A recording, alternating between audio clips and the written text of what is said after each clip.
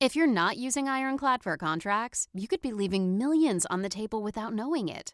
Every contract holds renewal dates, pricing terms, and obligations you can't afford to miss. But good luck finding them when it matters. Ironclad's AI instantly surfaces what matters so you can act before opportunities slip away. That's why they're trusted by OpenAI, L'Oreal, and Salesforce. Find the savings hiding in your contracts at ironcladapp.com/podcast. That's ironcladapp.com/podcast. This podcast is supported by The RealReal. Meet Christine. She loves shopping. And this is the sound of fashion overload. Too many fabulous things, not enough space. So Christine started selling with The RealReal. I've always loved collecting designer pieces. Gucci bags, Prada heels. But my style keeps evolving. Selling with The RealReal? Game changer. I earn more, and they do everything. Seriously, just drop off your items or schedule a pickup. We handle the photos, descriptions, pricing, even shipping. You just sit back and watch your items sell fast to our 40 million members. And I get peace of mind knowing I earn more selling with The RealReal than anywhere else. Exactly.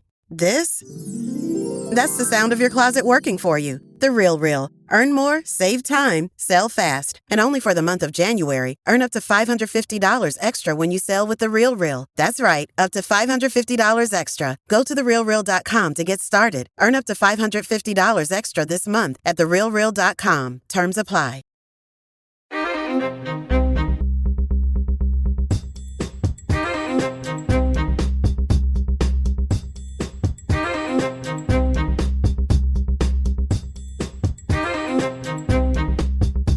Hello, everybody, and welcome back to Small Town Murder Express. Yay and choo-choo! Oh, yay indeed, Jimmy. Yay indeed. My name is James Petrogallo. I'm here with my co-host. I'm Jimmy Wisman. Thank you, folks, so much for joining us today on another absolutely insane, crazy edition of Small Town Murder Express. We shoved 10 pounds of murder in a 2-pound bag, is how we like to put it here, because right in it. It's right in there, crammed in there. So let's leave the station, all aboard the murder train. Let's take off here. We're going on a trip. Before we do, would definitely like to say again, welcome new Netflix viewers. Thank you for joining us. Hope that you're enjoying the show, and there's plenty more to enjoy here. If you like this is episode 670, so you have a lot to catch up on wherever you listen to podcasts. You can go ahead and do that. Go ahead and head over to shutupandgivememurder.com. Get your tickets for live shows. That's what's there, Jimmy. Everybody, first of all, February 21st in Nashville. Get your tickets right now. That's the first date of the year. Durham and Atlanta, March 3rd, or March 6th and 7th. Why do I want to mess that date up all the time? You just want to be there. Phoenix is sold out, except for Your Stupid Opinions. There's still some tickets left for that. Salt Lake City sold out. Denver has some tickets. Buffalo sold out. Royal Oak, Milwaukee, Minneapolis, Dallas, San Jose, Sacramento, Terrytown, and Boston. Get your tickets right now. Shutupandgivememurder.com, and then get your tickets for our funeral afterwards, because that will kill us both. Yeah. So that's a lot of fun. Be there. Then destroy every relationship in our lives. Oh, yeah, it'll ruin everything. Then definitely get yourself some Patreon. That's what you need. Patreon.com/crimeinsports is where you get all of the bonus material. Right. Anybody $5 a month or above, you are going to get everything we put out, hundreds of back bonus episodes immediately upon subscription, new ones every other week, including this week, which we're going to have for Crime and Sports, which of course you'll get. We're going to do crazy old newspaper stuff. Fantastic. Old weird ads, medical things, strange stuff from times past. For Small Town Murder, those are always so much fun. Yeah. Small Town Murder is going to be Dean Coral Part 2. We have 27 bodies out of the ground. That's a lot. A dead murderer. Yeah. A child who has been involved in it, and a connection to John Wayne Gacy. It's getting wild, everybody, so you definitely want to be there for that. Patreon.com/crimeinsports, and you get everything we put out. Anything, Your Stupid Opinions, Crime and Sports, Small Town Murder, all ad-free with your Patreon. Ad-free. Ad-free. And on top of that, you get a shout-out at the end of the regular show. That said, I think it's time, everybody. Yeah. I think it's time, everybody, to sit back. What do you say here? We got loosened up a little bit here. Let's do this a little loose. Let's clear the lungs. Arms to the sky. Let's all shout. Shut up and give me murder. Let's do this, everybody. Okay. Let's go on a trip, shall we? We gotta. Let's do it. We gotta, and more importantly, we need to. We got it. More importantly, we fucking will. We will, damn it. Yeah. Here we go. We're going to Oregon this week. Oh, we love Nice it. country up there. We're going to Tillamook. Grants Pass, Oregon. Yeah. I don't know if you know where that is. Down in southwestern Oregon. No. It is about 3 hours and 50 minutes to Portland, so nowhere near there. No. About 40 minutes to Medford, Oregon. That's the closest spot you're going to get there. And about 4 hours to our last Oregon episode, Oak Grove, Oregon, which was the episode 631, The Forest Serial Killer. Oh. It's pretty self-explanatory. He was doing that a lot of weird killing in the woods. That was What after episode? 631. Oh, okay. That was after Yeah, I the don't pig. know. I don't The know. pig lady was the one before that. Yeah. So that's the last Oregon before that. This is in Josephine County, area code 541 and 458. So two. Sure. And population here, that's not too small, 38,902. Good size. But still very rural, though. That's Yeah, the thing. sure. So Yeah. it's interesting here. Median household income here, $49,355. So Not too that's bad. pretty low. It's About not great, but it's not- 20,000 under the national average. That's If you're rural Oregon, though, it's probably fairly affordable, yeah? well. Let's find out. Median Let's home find cost here, $376,000. So no, Oh, no. not good. Not great at all. That's not easy. Nope. We have mottos and nicknames here. Mm-hmm. The town motto is, quote, "Live Rogue." That's What? because the Rogue River is nearby. Oh, So yeah, they're yeah, very much into that. And they have another one. I don't know what this means. Quote, "It's the climate." Is it? That's why people are here, I suppose. Or that's why you're miserable, or I'm not sure Yeah. exactly which one that is. That's what therapists say a lot. What's wrong with this goddamn place? It's the climate. I've been telling everybody since I moved here. Goddamn climate. Don't be so sad. It's just the climate. Yeah. So the reason it's called Grants Pass is because there was there was a stagecoach stop on the Sacramento to Portland route named Grant to honor Ulysses S. Grant's. Oh, yeah. Not just him, a very specific thing, his 1863 Vicksburg victory, where there was a siege of Vicksburg and they sat out there for a long time. That was Virginia, wasn't it? Vicksburg is Mississippi, I believe. Oh, okay. Yeah, I think so. Now, they added Pass to the name to distinguish it from Grant County. They actually tried to make it less confusing for us, which is nice of them. Way up there. It's pretty confusing. Yeah. The area grew a lot after the railroad was completed to Medford, and it became a bit of a shipping hub. By the 1880s, there's a railroad depot, a courthouse, a jail. It's a real old West town It's by the then. whole thing. Yeah. Whole thing. The town was originally part of Jackson County, and then they moved it to Josephine County. Also, in 1874, the discovery by Elijah Davidson of the Oregon Caves, which are 24, we talked about that in our Cave Junction episode way back, 24 miles southwest of Grants Pass. They have all these caves, and it's now a national monument. In 1909, they made it a national monument. All these caves, Like underground or like in the side of a mountain? shit, We don't it could be in a tree for all I know. There's caves, man. It's pretty cool. Reviews of this town. We have 5 stars. Here we go. Grants Pass is the perfect town to raise kids in. Perfect. Start a career or retire. A, B, or C. That's wherever all you stages are. of life, babe. That's what I was going to say. Yeah. Cradle to the grave. This is the joint. I would recommend it. Yeah. Love the nature, hiking, and all sorts of other things to do here. Yeah. All sorts of them. 3 stars. Okay. This is a nice enough town.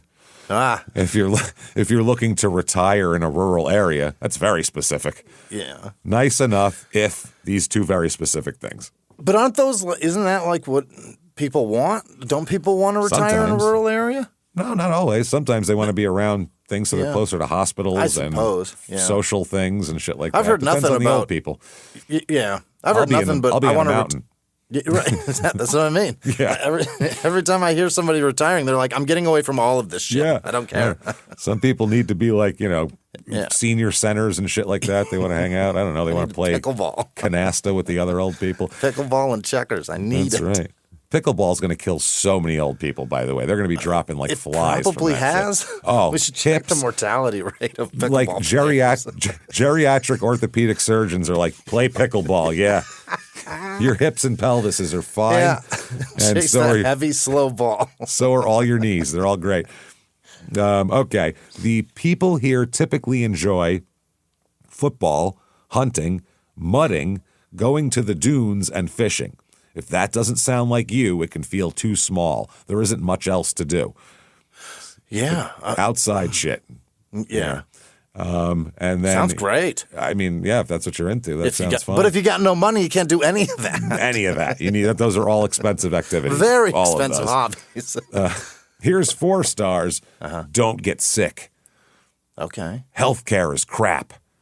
Now, they're not saying specifically healthcare here. That's a statement for a lot of in shit. general. Yeah. Had to go out of state for specialists. Everything, all caps, takes time. You will die before doctors figure out what the problem is. Christ. She wrote this from her deathbed. Dying. With like her children around her. She was like, okay. Things Not to getting do. any help. Nope. Things to do here. The Boatnik Festival. Boatnik? Boatnik, N-I-K. Like if you're a beatnik, instead of a beatnik, it's a boatnik. Oh, got it. So this is interesting here. So if you don't want to mud or fish or play football, you do this. Lots of stuff going on here in this thing. There's a midway with rides and all sorts of shit. Sure.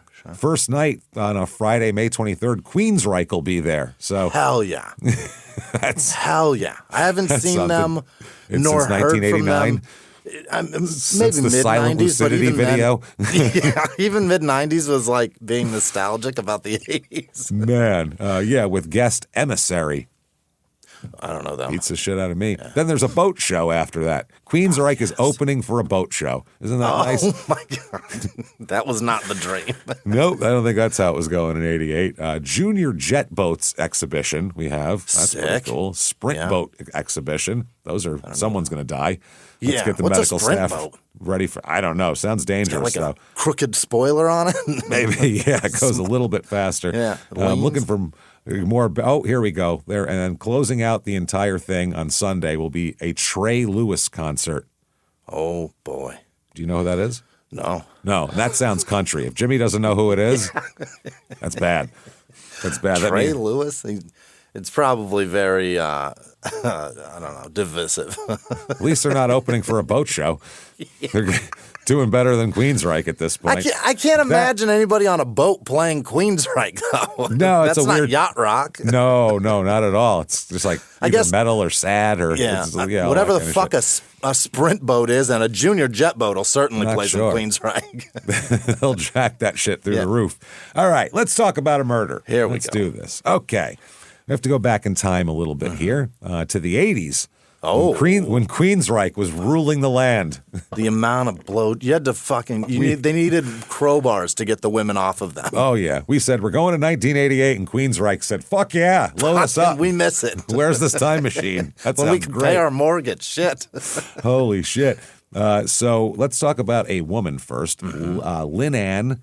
Goes by Lynn, because Lynn Ann sounds like you're stuttering, and nobody wants to it just sounds like you're mispronouncing the closet. The Lynn Ann closet. That's where they kept her. Lynn Ann Sapienza. So Lynn Sapienza. Okay. She's born 1966. She'll grow up. She's a very kind woman. She's a special needs teacher. Wonderful. And if you've ever had a special needs kid or anything like that, you know these people, for the most part, are... Wow. Literally angels. They're the patience on these people. The patience and just to want to do that and then actually be able to follow through on it is hats off to you, because I couldn't do it. You know what I mean? I couldn't. I don't have the patience. And I have I would go home and cry every day, I think. That's the other thing. I have too much empathy. Sounds like a job you get as like fuck it, I'll just do this. But it's like if that's your attitude going into this, you're gonna hurt yourself. No. That's maybe like bedpan changing and stuff like that. But you gotta be into that shit. Yeah. So she wants to help others. Now she's born into a Catholic family, and that's important. You might go, who cares? Well, it's important here because she ends up going to college at La Sierra University, which is in Riverside, California. Oof. That's where you want to go away. Spring break in Riverside, everybody. Yeah. Woo! Right. Let's go. Get those long brown titties out and sit by a river. Sounds great. I don't think Riverside is Riverside even near a river? I don't think so. Not really. Not. It probably dried up long ago. If it was, it's halfway between the Colorado River and L.A. It's not even. There's no river. In 1835, there might have been a river when people went by it, but since then, I don't think. I think it's probably all dried up. It's called like a lot of California. Like a lot of the Arizona rivers, as you drive up north, and you're like, must have been something there someday because there's a name for it. It's only a river when it rains. Yeah. Now, she went to this college is a Seventh-day Adventist college. Oh. Which that's very specific, the Seventh-day Adventist. That's an interesting, You can blend a Lutheran and a Methodist, and you can mix them together. And the Seventh-day Adventists are their own thing. They hang out with Seventh-day Adventists. Yeah. Well, in a religious sense anyway, definitely. Yeah. So at college, she meets a young man named David Green Jr., Green with an extra E on the end there. Yeah. He's born in 1957, so a little bit older than her. Now, they get together. He is from a strict Seventh-day Adventist family. Oh. So I don't know about bringing the Catholic girl home and how that's going to work, but I don't know what their entire religion is. I do know that strict means oh boy. That's what they're into. Well, they his father to it. Yeah. His father leads a prayer group and all that kind of thing. So they're super into it. His father's David Green Sr., obviously. David Green Sr., apparently, based on accounts, at some point in time thought that angels spoke to people. Okay. He wrote down his own religious doctrines and then would teach them to people if they would bother to listen. Yeah. So that's interesting. Very weird. Now, as we'll talk about it, the prayer group is eventually going to lead off, and we're not church people, so we're not going to get too deep in the weeds on all this type of thing. But apparently got away from official church doctrine enough to where religious leaders called it spiritualism. They questioned his prayer group. Or voice ministry. Yeah, which aren't endorsed. Not legit. By the church. Well, you're doing shit you're not supposed to be doing. Yeah, you're not teaching it right. Like the Mormons, they excommunicate like a son of a bitch. They do it fast. Right now, yeah. Remember the whole Lori Vallow thing? Yeah. This really reminds me of the Lori Vallow thing, by the way, that we're going to talk about today. That was a big part of it. Was Are we she going to didn't get want some enchiladas, James? Were green chili chicken enchiladas. Weren't they good? Have you not had my... That's a question in open court. So, Your Honor, this is going to matter. This will matter later. They have some friends that they hang out with, of course, that are pretty close to them. One couple is Richard and Jody Halstead. Had been friends with the Greens for years, and they literally came to Grants Pass specifically to be near the Greens. For the prayer group? Just to be near them. Okay, got it. They're friends, and the family's children grew up together and all that kind of thing. Now, back to Lynn and David. They met meeting in college. They aren't from the same religious background, which is a big deal for at least one of them. But regardless, they fall in love and have a relationship. Because they are people. Yeah, and this is a long-distance relationship for a while because David is older and graduates, and they maintain a long-distance relationship because he goes back to Grants Pass from Riverside, which is far. And she stays in Riverside. She stays and goes to college. Yeah, that's the stretch of the country. Yeah, and this is, we're talking, early 80s. You can't, there's no long-distance relationship is crazy. Yeah. There's no text messaging, no WhatsApp, no fucking social media, no email. Right. There is long-distance phone calls that cost a shitload of money. That's what there is. Yeah. Or writing a physical letter and mailing it. Those are your options here. So it's rough. On April 12th, 1981, they get married. By the way, she was born in 57, not 67, like I said earlier. Right. In 81, they get married. April 12th. Now, Lynn converts to Seventh-day Adventism.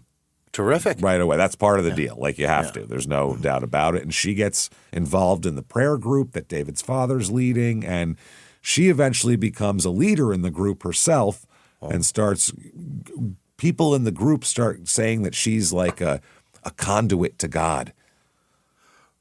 For him or for them? For anybody. For her. God visits her. She's a conduit. Okay. She can – I guess you can speak through anybody. So And also they claim that Jesus visited her in her home multiple times and that she could communicate with angels. That's what other people are saying. Wow. Jesus comes over for coffee. Yeah. Maybe to watch a football game on Sunday. An Entenmann's, maybe some. Well, you keep a crumb cake out for Jesus. Yeah, maybe some pirouettes in a coffee. You never know when Jesus is going to stop by. That's why you keep that kind of thing in your house. You just never know. He could pop up at any time. I mean, doesn't give a pirouette in coffee is like the body of Christ in a Folgers. Yeah. That's amazing. That's not bad. Keep a little. He likes ice cream too. You got to keep that in there. And also communicating with angels. Yeah. I don't know if they come over or not, but she communicates with them. Oh, boy. 1985, they have a son named Nathaniel. Yep. Okay, that's them. So there's little Nate here. Now, the prayer group, we'll talk about it. It is called the New Light Bible Study Group. Uh-huh. New Light. Yeah. I don't know that why. old light. It's bullshit. Burned out. Shit's all messed up. Needs batteries. All fucked out, as we say here. Yeah. Now, David is really into it. He's an active participant. Apparently, they said that David, I don't know if this is senior or junior, but one of them claimed they could see angels, apparently, according to some people here, allegedly. They could I don't know. see them. They could see them and perform spirit travel, where your soul would leave your body and travel to other places, including other planets. Oh. You could just... You become if you can light. See the angels? Apparently. I guess the angels can take you. I don't know. Oh, okay. I don't know if that's part of the angels. Angels seem like they would have a lot on their plate. I don't know if spirit travel is going to be. Seems like it's just too much, right? Are they helping the angels win the pennant? Or no? You wouldn't even want to be an angel at that point. It's like, listen, I'd rather just have nothing happen and I could hang. Because I mean, they say heaven and it's pictures of people like hanging out on cloud couches. With like feathers and everything, and these people are. There's a lot of busy shit here. I'm not doing this. A lot of smiles. Very little sex I've seen in heaven. That's going on. That's got to be going on. It's got to be. Yeah. If it was real, that's what would be happening. Yeah. So never been depicted. He also apparently, other people said, described an invisible sword that can ward off evil and create safe boundaries. Okay. Spirit travels, invisible swords. Yeah.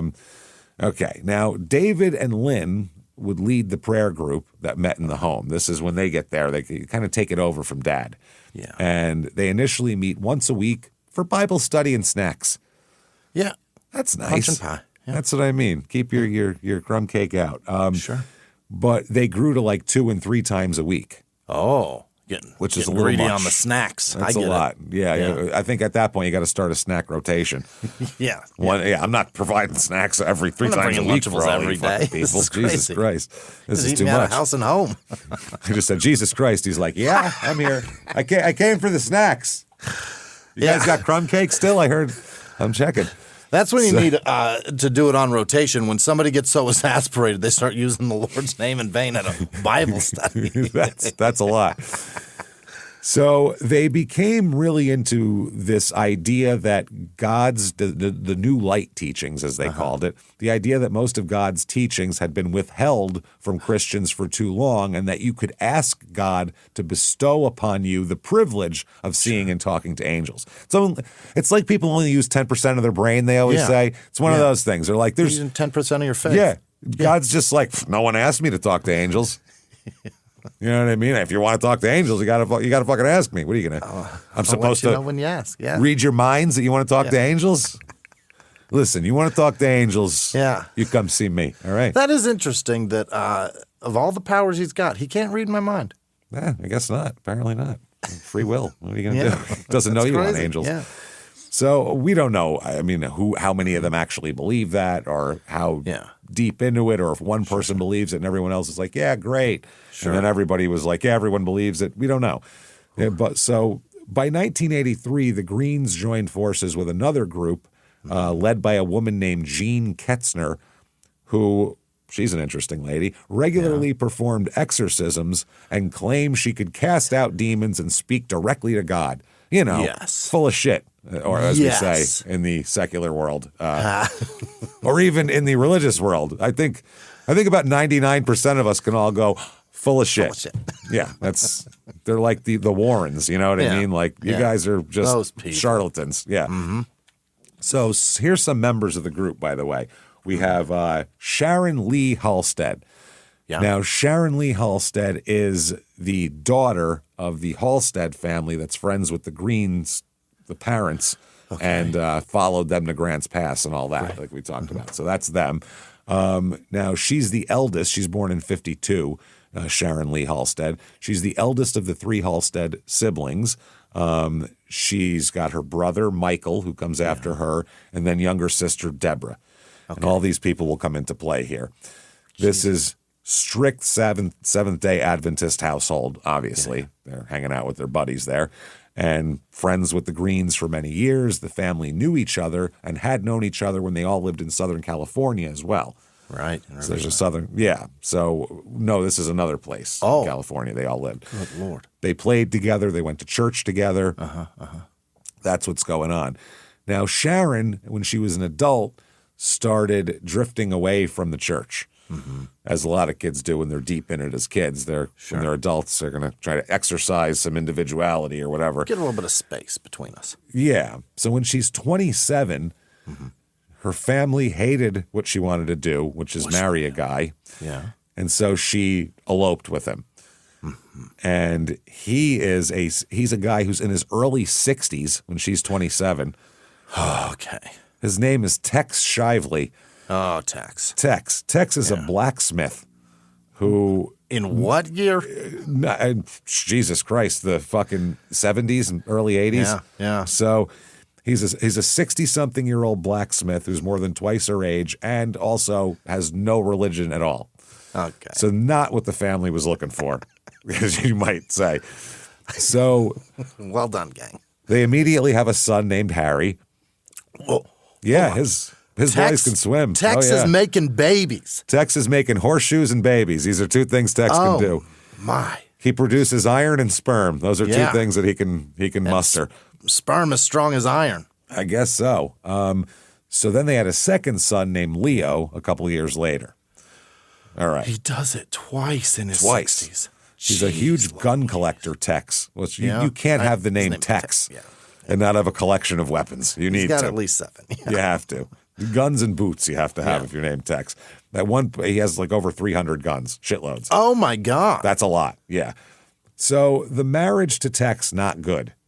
Didn't work out. No? Lynn Green, David Green Jr.'s wife, Lynn Ann, who we talked about. Now, Lynn, she kept in touch with Sharon and knows Sharon. She's known her for a long time. And she urged Sharon to divorce Tex. Yeah. Divorce him. But the reason isn't because he's not a good provider. Yeah. He's mean to me. He doesn't pay attention to the kids. She said, you need to leave because demons are inhabiting him. Oh, boy. So now we're in demon country here. Hey, everybody, just going to take a quick break from the show to tell you about a much better way to eat and cook and everything else with Tavala.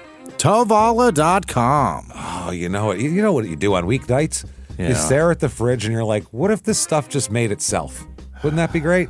Yeah. How about that? What if it made itself? It's not going to make itself. But you know what it will do? But Tavala will make it so much easier. Yeah. I'm telling you right now, if your weeknight meals, make them 10 times easier. This podcast is sponsored by Tavala. Tavala is a smart meal delivery service, fresh meals, and a smart oven that does the cooking for you. Yep. Tavala makes it so easy. You just scan the meal's QR code. This is so cool. You pop it in the settings, or it's easier than anything. It's the easiest thing in the world. So simple. You pop it in the oven. It cooks everything perfectly. Steams, bakes, broils automatically. No guesswork needed. You can save up to $300 on the Tavala Smart Oven when you order meals 6+ times by heading to Tavala.com/STM and use our code STM for a limited time. They have delicious stuff. I just had the cheese ravioli bolognese. Oh. With a creamy Caesar broccoli, too. Love that. Delicious. That creamy Caesar broccoli was something special. It's great when you pop it all in and everything comes out right. I don't know how it works. It's magic, and Tavala is excellent, and it's magic. Tavala's meals are chef-crafted. They taste just like homemade meals you'd make yourself, except better, because they know what they're doing, and a lot of us don't.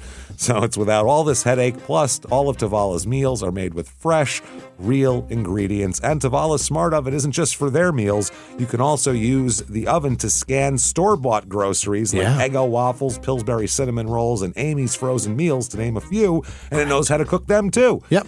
It's awesome. This is really the coolest thing in the world. If you're like most people, Tavala's great because you can eat better without putting in a ton of effort. There's high protein options, calorie smart options, gluten-free options, comfort food, whatever you're into with Tavala, you can remove dinner from your to-do list.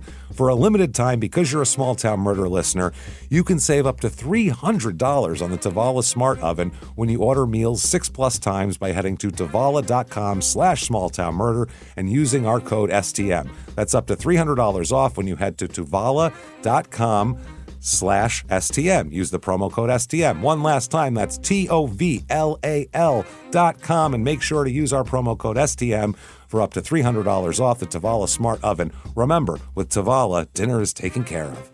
Now back to the show. Hey everybody, just going to take a quick break from the show to tell you about the safest sponsor there is, Simply Safe. SimplySafe.com, SIMPLI Safe.com. We love Simply Safe. Yeah. We love it. They've been around for years with us, and that is because it's from the heart. It's great. Right. It's just a great home security system. You can't beat it. You know how, certain times, you hear maybe cases on Small Town Murder, and you're like, oh boy, I better double check the locks on everything and, do all of that stuff. We do that too. Yeah. Except what you don't want is a home security system that only goes off after someone's already inside. I don't want that. That's useless. What's that going to do? Yeah, your whole family's, You're in trouble. Yeah, they're stacking your family up like cordwood. Stealing all your stuff, and the alarm, it's woo, woo, woo, big deal, great. You don't need that. Traditional security systems basically say, hey, someone got in. Simply Safe Home Security is much different because it's built to stop crimes before they start. They're going to prevent this stuff. They've got this double layer of defense. They have their AI-powered cameras that can spot a threat, a real threat, while they're still outside your home, and alert the live monitoring agents. And those agents, they don't just watch. They'll jump in, they'll yell at them, hey, moron, get out of here. Hey, criminal, go away. The cops are on the way. They can actually talk to the intruder, let them know they're on camera and that police are on the way, and they can even trigger a loud alarm siren, a spotlight if they need to. So it's not all on you to see a notification in time and go, oh, wow, someone's in my house.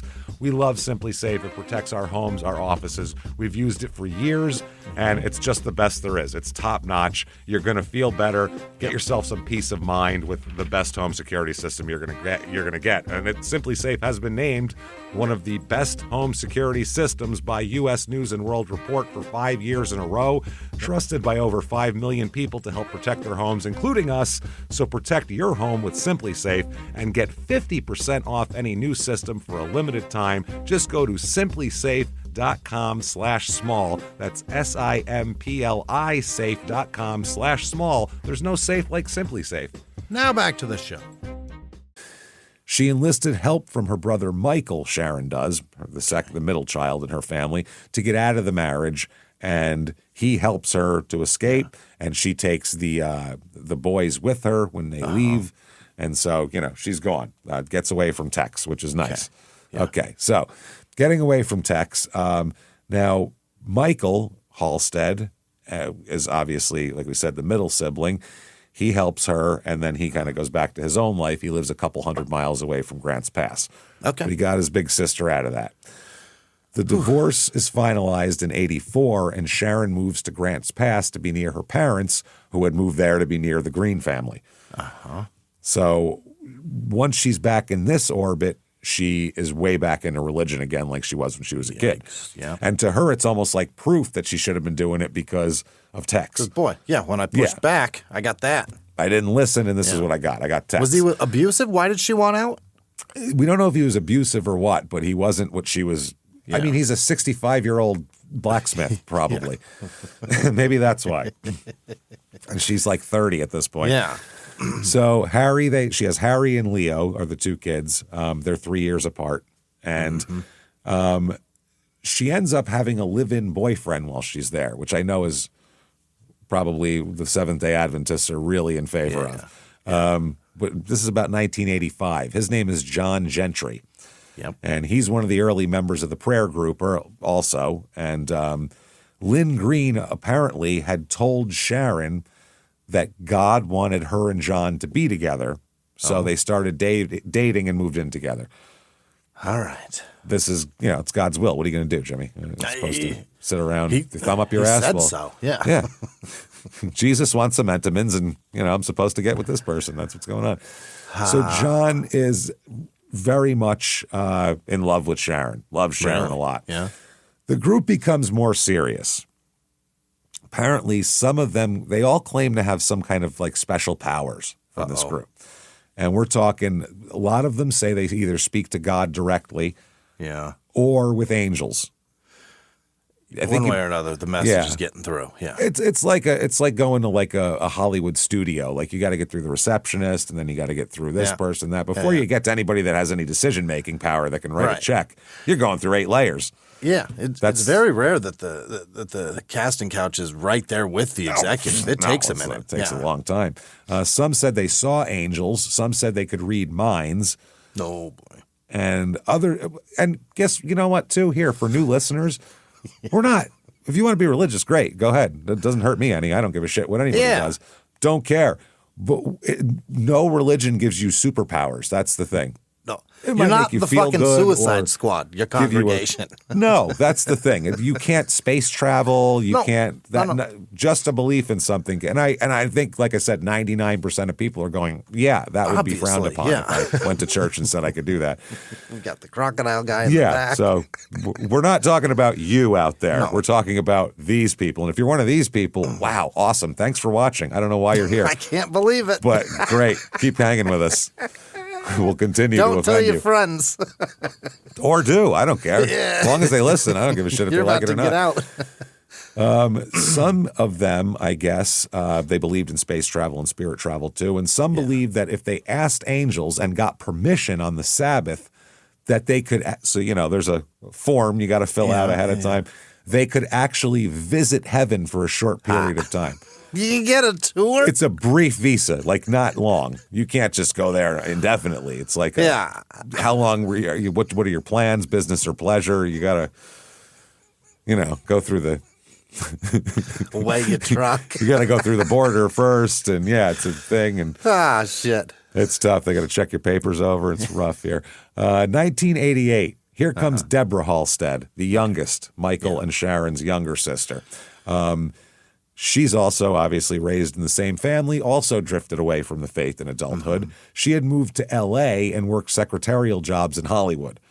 Oh. So she did the exact opposite, like couldn't be more opposite. She went and met the devil. Himself. She's also involved with her married boyfriend who won't leave his wife for her, so she's very upset.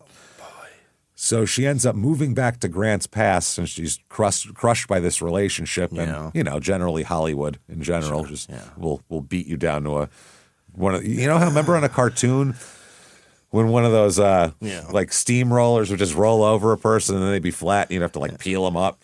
Yeah, and then they put thumb in the mouth or whatever. Yeah, that's Hollywood. Yeah, that does that to you. So that's just every day. That's all the time. So she moves in with Sharon and Sharon's 2 sons and gets real into the prayer group. Really? And really, really into her sister's crazy shit here. Okay. At this point, Sharon's living on welfare and food stamps. Yeah. And Deborah's unemployed. So they're doing great. Yeah. They're doing great. No one is working. No one is doing anything except for this prayer group. Okay. Now, here come all the angels. The angels are going to enter into this story. They claim they keep a book called the, quote, Black Book of Angels, which sounds like something like a Marilyn Manson album title, doesn't it? The Black Book of Angels or some like Rob Zombie fucking movie. But it sounds like a book that's in a priest's desk, though. You're not allowed to have this Rolodex. Little black book is what they're going for, full of angel names. Yeah. It's in a safe somewhere. They say they have over 160 named angels they've communicated with that are in their little book. 160. Yeah. How many are in?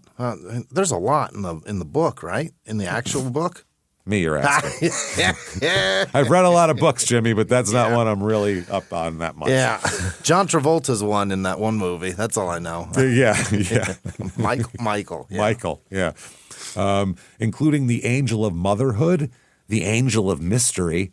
Yeah. Ooh. I think that's Agatha Christie when she died. She became the angel of mystery.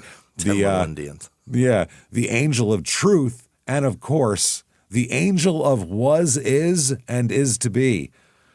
The angel of the past and future. Yeah. Rather than Christmas Carol breaks it up into 3 separate jobs, this poor angel has to be present and future. One guy. Or Get past to work, and fucker. yeah. We got one for present, you do everything else. Yeah. That's it. So the angels thing. Now, what they end up finding out is much like, this is where the Lori Vallow connection comes in. Yeah. When people start going off in their own crazy religious beliefs, and beliefs of anything, religious or otherwise, things get weird. Yeah, but it's never fucking original. No, well, That annoys me. but it's like if someone pushes a little bit, and then everybody's okay with that, so then someone else might push a little bit more. And after a while, if you have this big group, you've all kind of pushed, and you've made this giant area that you can operate in now in a belief system that's and that's what happened with Lori Vallow. If you don't know that story, her and her new husband killed her ex-husband, their kids, her kids, everything. It's goddamn crazy. So many people died because they were dark. Right. Because they went They went dark, and they had a whole rating system with this person is 0.25, and if he gets up to 0.40, that was wild. They have a similar thing. I'd never in the trial they never showed the meter that gave them those numbers. No. They didn't have a meter. They just said it. It was never spoken to them. They never somehow. claimed to have a meter. They would just literally talk, and they go, "Your brother's up to 0.32," and they're like, "Really? Oh my God! Well, that's that." Like they're like, "Oh man, that does that." Yeah, like they looked at a temperature, like they looked at a thermometer and was like, it's 36 degrees outside. Like it was a fact. For that? So what they would do is they would identify people who were, in their mind, possessed by demons, and they would label them, much like an insurance company, as, quote, totaled. Oh, is that right? Like you ran your car into a fucking telephone pole. Same thing. Totaled. The damage value exceeds the cost of this vehicle. Throw it out. What do? You put it in a junkyard. Yeah, that's what they're totaled, doing with people. And apparently the person they believe who is receiving the message from God and his angels telling them who is totaled and who needs to be dealt with is 9-year-old Leo. What? In 1988. The blacksmith's kid? Sharon's 9-year-old, Sharon in Texas 9-year-old Leo. Okay. The adults all say his mother, his aunt, they all did it saying yes. He knows. Decides if somebody's totaled or not. He was like their prophet, essentially.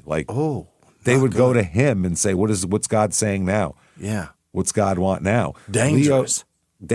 Leo's older brother, Harry, which imagine that your little brother is a little 9-year-old? Right. Everybody's kissing his little ass and you're 12 going, yeah, nobody talks to me. Perfect. Nobody gives a shit. All right. Yeah, you're just learning about jerking off and this is crazy. It's in 6th grade. He remembered waking up one night here and sneaking a peek through his cracked bedroom door at what was going on in the living room. He saw his mother asking Leo questions from a sheet of paper.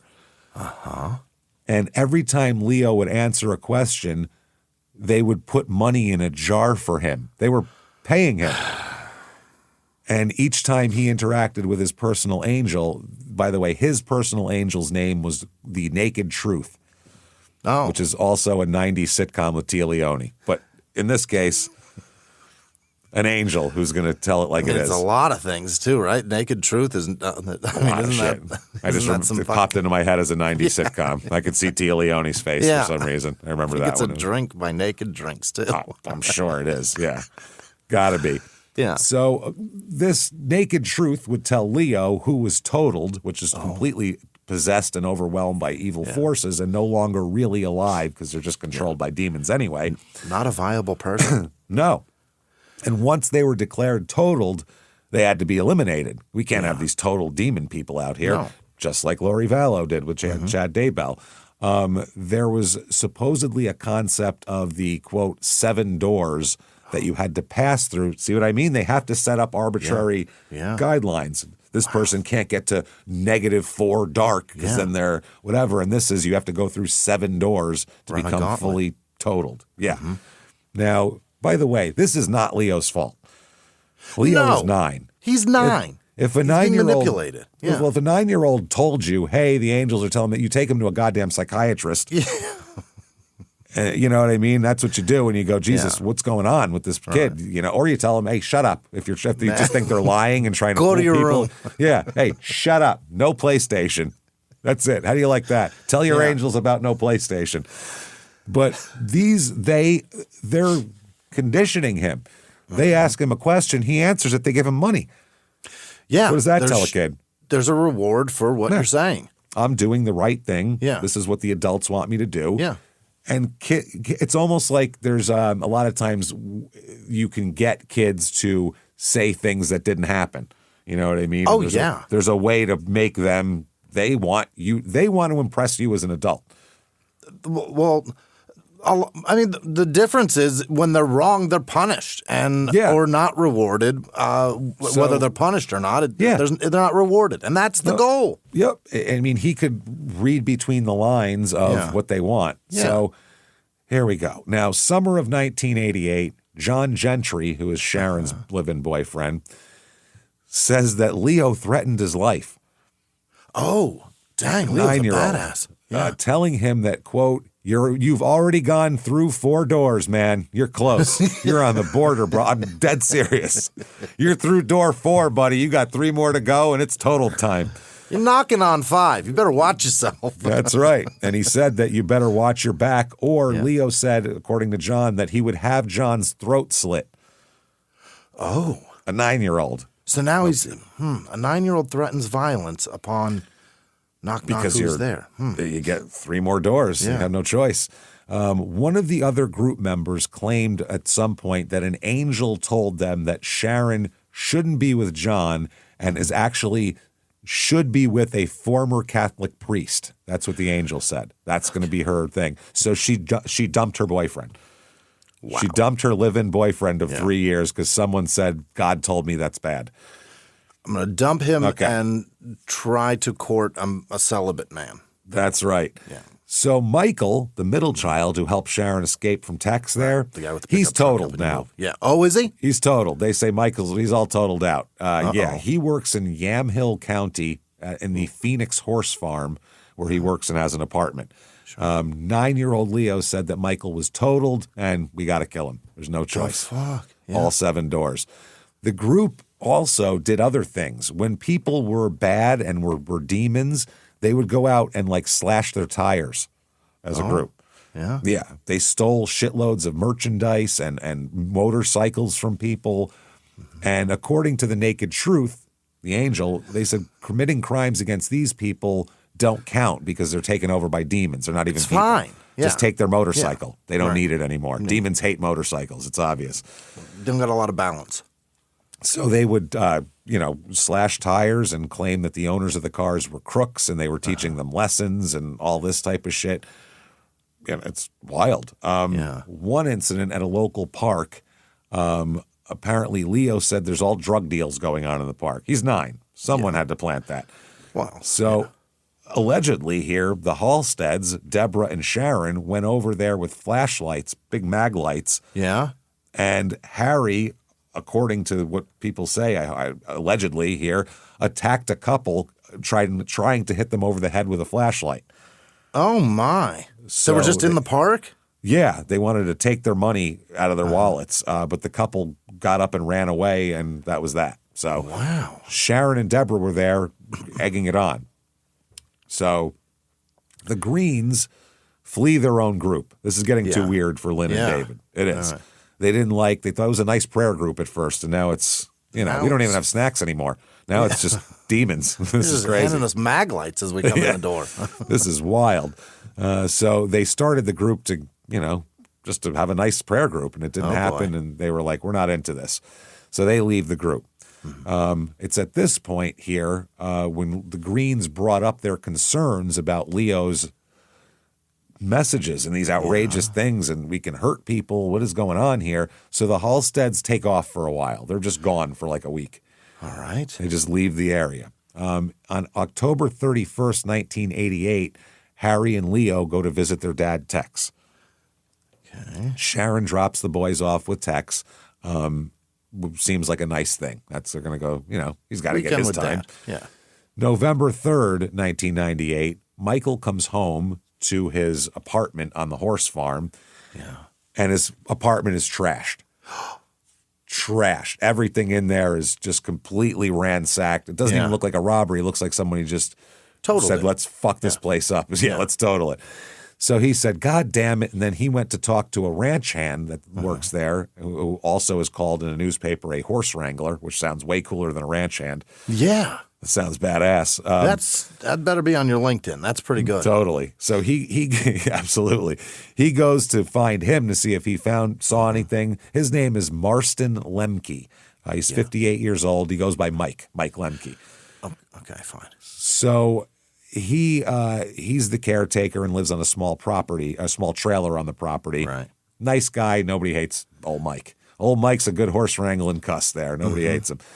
So Michael finds Mike here. Michael, the brother, finds the caretaker, finds him in his home, in his trailer, but Mike is slumped over in his bed, shot 3 times. Oh, no.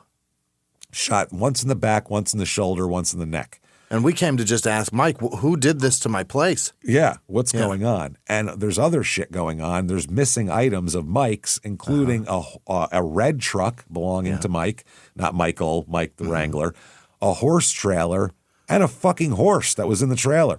Oh, shit. They made off with a whole setup of a horse and everything. Hot-wired the truck that was connected to the horse trailer with the horse inside it.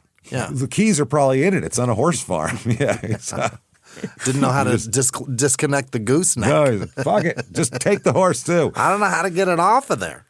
So the police investigate this, and Tex is a suspect. Oh, really? Tex, the ex-husband. Police knew he has tons of guns, and they know that Michael had helped Sharon escape the marriage, so they think that Tex is getting some retribution. Right. But Tex had a great alibi, had no part of any of it. No, that was only for that day. That was a couple days later this was going on. November 4th, 1988, Halsteads are back in Grants Pass. Yeah. They show up at the Green home on that day. The next day, I mean. November 5th, 1988 is David Green Jr.'s birthday. Yeah. So Lynn and David and Nate, the 2 or 3 year old son, they go to David's parents' house, celebrate his birthday, and then they come home. Mm-hmm. They're getting ready for bed. Baby Nathaniel's in a high chair having a snack, a little pre-bed snack there. 9:40 p.m., somebody knocks on the door. Who's that? David opens the door, and it's Sharon, Deborah, Harry, and Leo. Okay. The 2 sisters and the 2 brothers there. Babies, yeah. The 2 kids. So David was like, oh, how nice. We've known them for years and years. They're here to wish me happy birthday. Isn't that sweet? Yeah. Isn't that great? That's so sweet. So he let them in, and they're chatting, and they're like, oh, this is really nice. What a nice end to the day. Yeah. He said at that point, or people were saying that at that point, for about a half hour, the whole Halstead family here, the 2 boys and Sharon and Deborah, are, quote, whispering and snickering. And this is while the Greens are going about their business, watching TV. Yeah. One's paying bills at the dinner table. Came over to my house to roast us together? But not to our faces, just to each other. Weird. So, the kids, they're playing with the kid in the high chair, all that kind of shit. It's very strange. Then they told the Greens that God had given them a message. Oh. That's what happens here. And when they start getting into this, apparently the Greens kind of, they're not real into it. They had told them earlier they don't really believe in all this type of shit. So Green said later that he and his wife had several discussions with the Halsteads during the past 3 weeks about a series of messages going to Leo and all that kind of thing. And they said they didn't really go along with what they were saying here. Now, about a half hour into this visit, the 2 boys asked to go to the bathroom together. I don't know why. All right. So they say, yeah, sure. Now, they're in there for a while. Oh. So Lynn is suspicious and goes in there and checks to see what's going on. And when she opens the door, 12-year-old Harry is finishing writing something on the wall in red lipstick. On the wall? In red lipstick. Like in The Shining. Somebody else's house. And he wrote, quote, "Trust in Jesus" on the wall. Okay. All right. Now, Lynn freaked out, said, "You all need to go." Yeah. All right. You got to go. So rather than leaving, they circle around the Green family. They get closer to them. Deborah grabbed the phone that they had and held it so they can't call anybody. Sharon pulls a gun out of her purse. Oh, boy. Okay. Harry tells them the gun's loaded. So David said, "Fuck, I got to run. Yeah. I got to get out of here and go tell somebody." So that's what he does. He runs, and he said he thought that if I don't survive this, no one will ever find out who's doing this. Yeah. So he made a run for the sliding glass door in the dining room into the backyard. Yeah. Sharon shoots at him, hits him in the back near his left shoulder. Wow, good shot. Bullet fragments into the rest of his body, too, and his lung and everything else. Yeah. But he keeps running. Wow. Adrenaline. He's got adrenaline boy. keeping him going here. He could hear more gunshots behind him as he's running and his wife screaming. This is horrifying. How do you run from that? What the hell? Yeah. I mean, I don't know how your body would. I mean, you're shot, so you have to. Yeah. This is the worst thing. What do you do? Do you attack the gun or do you go for help? What do you do? And that's just a split-second decision. You don't have time to sit and write the pros and cons down. Yeah.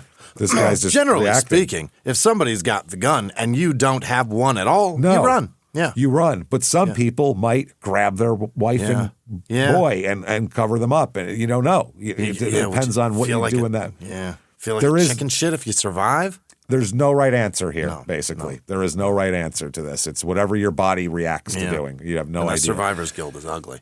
Oh, it's bad. So David, bleeding, stumbles across the neighborhood knocking on doors. Yeah? One guy's in his home office. He hears 3 gunshots in rapid succession, then hears cries for help at his front door, recognizing it as David. Right. But it still takes him a few minutes to get to the door. He had to finish something up, you know what I mean? You got to send this email. When he gets there, just a pool of blood. No David. No guy. So David had gone to another neighbor, Evelyn Drake, and she opened her door, and he just collapsed into her house. Yeah, because he's now almost empty. Yeah, so she called the cops. Apparently, when the police arrived and they were trying to help him and revive him, all that Green said was, quote, "They were friends. Why would they do this?" And then pass back out. So they're like, "Oh, this is interesting. We want to hear the rest of this story." Wake back up, dude. So the police arrive at the Green residence and discover horror. Right. Horror. Lynn is dead on the floor. Oh, boy. Lynn has been shot twice, once in the chest and once in the head at point-blank range. Golly. Put her down and finished her off like a mob hit.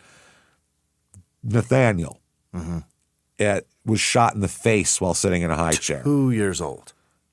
Totaled. 3, yeah. Totaled.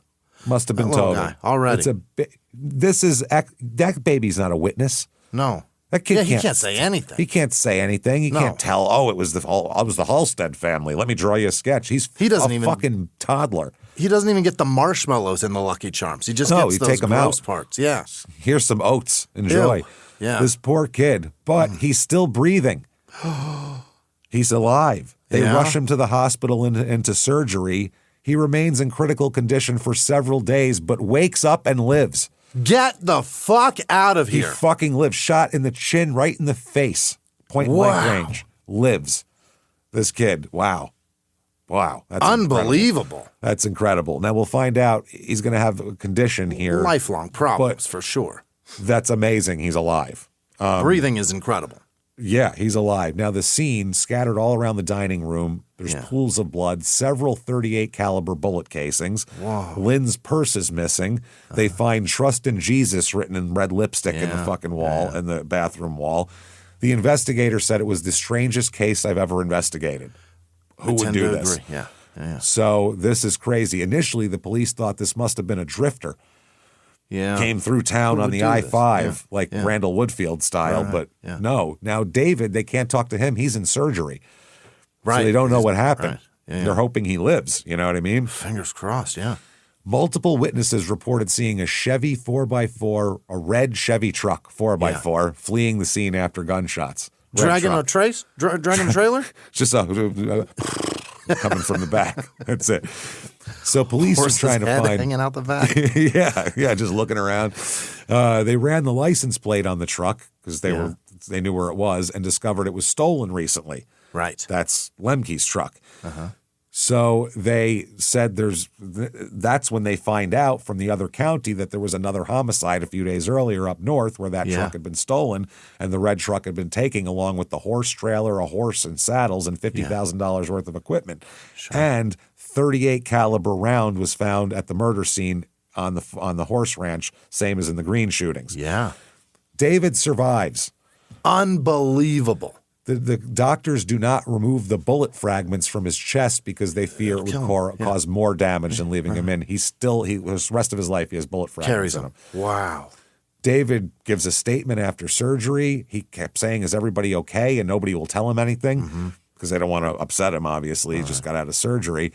And he said that when they finally told him his wife was dead and his son was in intensive care, he said, I couldn't even cry. I didn't realize what happened. I was just numb. But he knew who did it, and he said, it's the goddamn Halsteads. Go get him. So they search Green's home just to get any clues about anybody else, and also for it's a murder scene. So they find the 175-page diary that Lynn kept, the Black Book of Angels. She left it? Yes. So she was the one writing it down originally. Now, they find all these angels, and they're like, what the fuck are we walking into? Trust in Jesus on the wall, all this truth. shit. Yeah. November 6, 1988, early morning, they find the sisters. Oh? They're at Sharon's home, so it wasn't that hard to find them. That was quick. Nope, Southeast I Street in Grants Pass. There they are. By the way, what's parked in the driveway? A red Stolen truck. red truck. Yeah. Yep. So they were like, perfect. At 1:30 a.m., they got a search warrant. They brought the SWAT team in, evacuated all the neighbors to a local Boys and Girls Club. They didn't know if it was going to be a shootout. They had a hostage team ready. And there's a neighbor who's a journalist who's like hanging out, trying to take pictures of it and shit. Yeah. So they ended up eventless. Just they go in, they get them out, they pull them in cuffs, put them face down in the grass. The other two adults there, their parents, they let them go. They were cleared of everything, and they get the kids too, Harry and Leah. They got the boys. Yeah. Confronting high credit card debt can feel scary, but the good news is, if you owe $10,000 or more in credit card debt, financial relief options are now available. National Debt Relief is currently offering debt relief designed to reduce what you owe and put you on the fast track to becoming debt-free. If you qualify for debt relief, you may be able to pay back less than what you owe and save thousands of dollars. Just visit nationaldebtrelief.com. Imagine only paying one low monthly program payment you can afford and saving money as you become debt-free. National Debt Relief has already helped bring debt relief to over 550,000 U.S. consumers, earning thousands of five-star reviews and an A-plus rating with the Better Business Bureau. You're stronger than your credit card debt. Let today be the day you start turning things around. Take the first step and visit nationaldebtrelief.com to see what debt relief you may qualify for. That's nationaldebtrelief.com. What if I told you the tossing and turning all night and waking up sore could be the result of sleeping on the wrong pillow? Sounds too good to be true? Hear me out. Coop Sleep Goods pillows are designed for every type of sleeper. Side, back, stomach, and everything in between. They adjust to how you sleep, keeping you supported and comfortable all night. And right now, new customers get 20% off site-wide. From new parents navigating sleep schedules, to wellness-minded sleepers focused on recovery, to grandparents exploring new hobbies, Coop helps everyone sleep better and wake up actually feeling refreshed. There's a lot waiting for you tomorrow. Let Coop help you show up feeling rejuvenated and ready to go. Get 20% off your first order and try Coop risk-free with a 100-night sleep better guarantee at coopsleepgoods.com/comedypodcast. That's COOP sleepgoods.com/comedypodcast. If you're not using Ironclad for contracts, you could be leaving millions on the table without knowing it. Every contract holds renewal dates, pricing terms, and obligations you can't afford to miss. But good luck finding them when it matters. Ironclad's AI instantly surfaces what matters so you can act before opportunities slip away. That's why they're trusted by OpenAI, L'Oreal, and Salesforce. Find the savings hiding in your contracts at ironcladapp.com/podcast. That's ironcladapp.com/podcast. So her dad here, the Halstead father, said they had our two daughters and our two grandsons cuffed lying face down on the ground. Yeah, That's man. what he said at first. Yeah. Then he found out why. Oh, fuck them.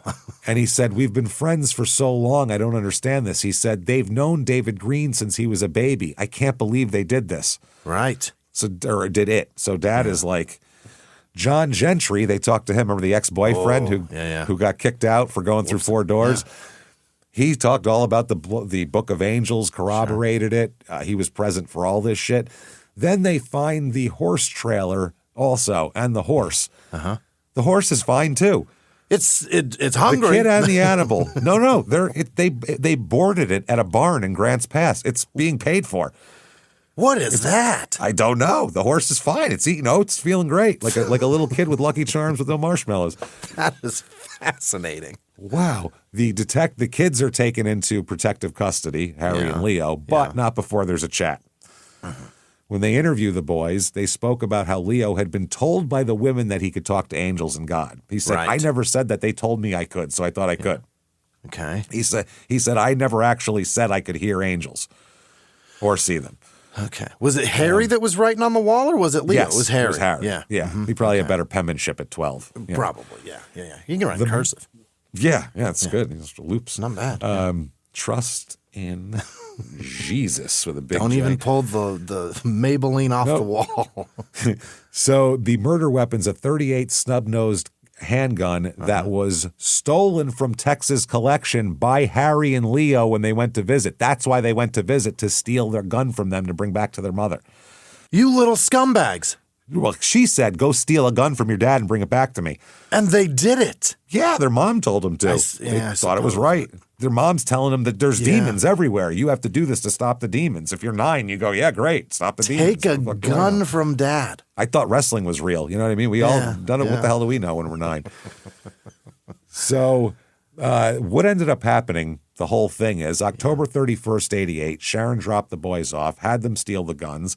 Then they went up to the horse farm there to kill Michael. That's why they went there. Oh. Michael wasn't around.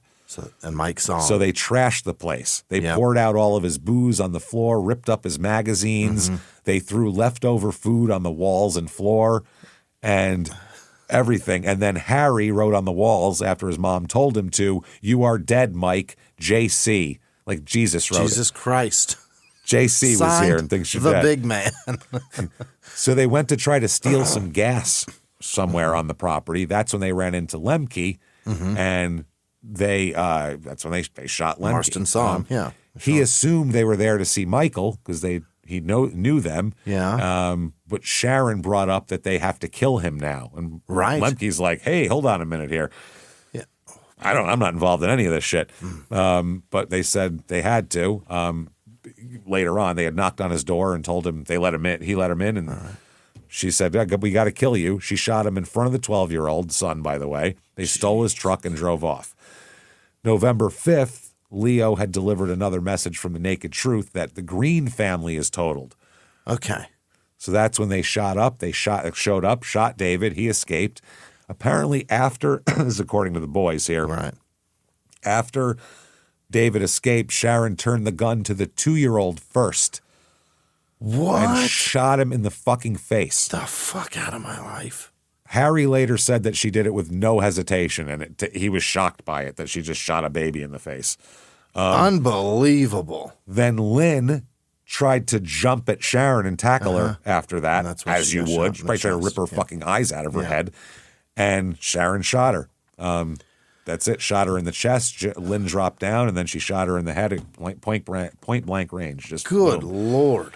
So the sisters are going to be charged with, Sharon is charged with 4 counts of aggravated murder, 1 count of murder, 2 counts of attempted murder, 2 counts of first-degree assault.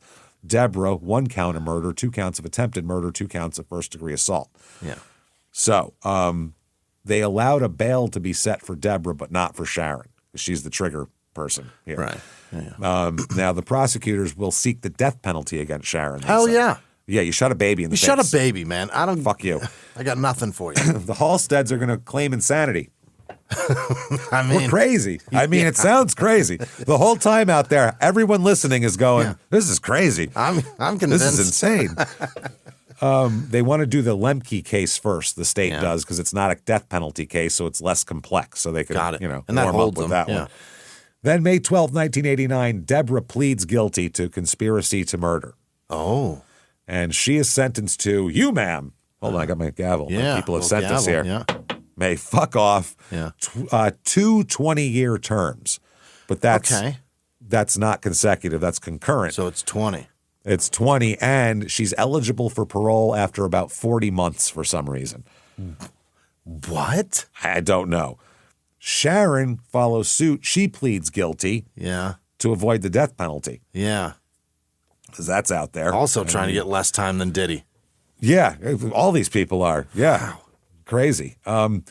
She pleads guilty to murder for killing Lynn Green, murder for killing Mike Lemke, 2 counts of attempted murder for David and Nathaniel. Okay. As part of the plea bargain, the county prosecutors will not seek a conviction for aggravated murder, which is the death penalty one. Okay. So no matter what, because you can make a deal, but the judge does not have to abide by a sentencing deal. Yeah. They can go, I know the prosecutor said that, but I'm sentencing you to this. Right. So you take the aggravated off the table, and then you can't do it anymore. Mm-hmm. So to be convicted of aggravated murder, prosecutors would have had to prove that Sharon wanted to kill the Greens for some reason other than her religious convictions. I don't know why, but you would. So it has to be like wanted to steal from them, wanted to whatever. So she never admits guilt, Sharon. Is that right? Never does. She said she felt bad for what happened to Nathaniel, but pretty much said that David and Lynn deserved whatever. Yeah. They needed to go. They're controlled by demons, and you know, my son told me all that kind of shit. Yeah. According to the findings of fact, Sharon had believed that if she did not comply with her son's instructions, she would be possessed by demons, and then she'd be all totaled out. So, oh my. That's how it goes. You got to drive defensively in this life. That's what it is. You do. You really do. The insurance companies are right. So they also said that including all these religious beliefs is the theft of a horse and all that kind of thing. You know, Jesus needs horses, obviously. He's always you hear that a lot in the Bible. Is that grand theft equestrine or something? They're very expensive, man. It's a very expensive item. Yeah. Yeah. And also, she believed that stealing people's possessions who were possessed was fine because their things were, quote, available to them at that point. They don't need them anymore. Yeah. Prosecutors said they're satisfied. They said if the case went to trial, he didn't believe the jury would impose the death penalty on this lady anyway. Okay. She's got 2 kids and all this. They're not going to do it. Yeah. They said that she's, quote, not likely to be released for a very, very long time, and frankly, probably never, is what he said. So we don't care. So she's going to she pleads guilty to all that. At Sharon's sentencing, her ex comes back to haunt her. Is that right? Remember John Gentry? I remember him, yeah. Oh, yeah. He shows up and talks about the Black Book and about firsthand knowledge of the boy's behavior and all that. He said that I've been through 4 doors, Leo told me. Quote, I better watch my back or I'll have your throat slit. Yeah. This is not good.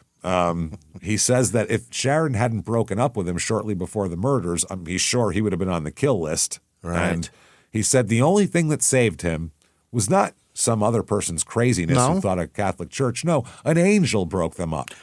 An angel saved him, he said. I mean, if that is their job. And he just did it real circuitously around the whole thing there. Did he give it the name? Didn't give the particular. This angel's not getting credit, which is bullshit. Yeah. If you're going to save a life, take credit for it. You know? Stole a meme, bud. Credit the author. Yeah. So the defense attorneys, the defense attorneys tried to show that Sharon was passive and a dependent person and could easily be led by a 9-year-old. You do the leading.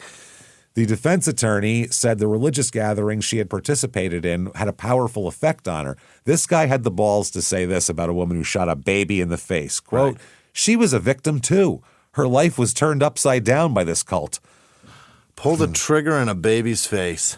The prosecutor said, no. These religious beliefs were radically different from anybody else around them, including the Greens, and this is crazy, and says, you, wacky asshole, may fuck off 75 years to life with no possibility of parole for 75 years. On a plea deal. On a plea deal. Ooh, boy. So if she lives to be about 115, she'll get out. Otherwise, she's fucked. This is 30 years minimum for the murder of Mike Lemke, 25 years minimum for the murder of Lynn Green, consecutive 10-year minimum sentences for each of the 2 attempted murder charges. So there's your 75 right there. At sentencing, the judge said, anything to say for yourself? And she said, nope. Wow. I'm good. Don't want to say sorry I shot a baby in the face. Yeah. Yep. Oh, and the Seventh-day Adventist Church kicked him out. Excommunicated. Gone. Revoked. Pulled your card. So prosecutors said they were satisfied with the sentences because of her Deborah's willingness to make a statement on Sharon. That's how they did this. So they were happy with that. Now, Leo and Harry were placed in state custody after the murders, not charged with anything. Those boys have seen so much bad They shit. need help. They need help. You need to help these boys. It's not their fault. They're children. And especially if it's your parents and your mother telling you to do things. It's a 70-something-year-old blacksmith ain't going to be around long enough to take care of those boys. Nope. David survived, has damaged nerves, has fragments of bullet in his lung and elsewhere in his chest, but he goes on. He ended up, Nathaniel, he was left paralyzed from the chest down. Ah, damn it. He had years of surgeries and treatments, but it never paralyzed from the chest down.